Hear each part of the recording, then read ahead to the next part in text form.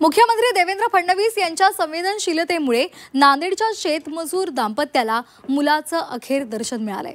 नांदेडच्या श्याम अंगरवारचा दुबईमध्ये मृत्यू झालेला होता आणि या घटनेची माहिती गोवर्धन मुंडे यांनी मुख्यमंत्र्यांपर्यंत पोहोचवली। 5 ऑक्टोबर रोजी त्यांनी देवेंद्र फडणवीसांना संदेश पाठवला।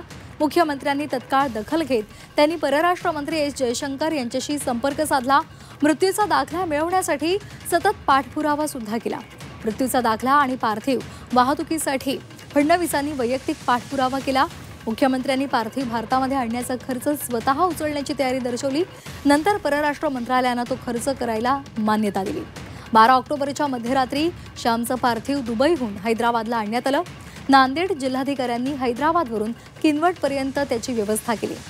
12 ऑक्टोबर रोजी श्यामचा अंत्यविधी पार पडलेला आहे। या संपूर्ण प्रकरणामध्ये मुख्यमंत्री देवेंद्र फडणवीसांनी दाखवलेली संवेदनशीलता आणि तत्परतेमुळे शेतमजूर दाम्पत्याला मुलाचं शेवटचं दर्शन घेता आलं।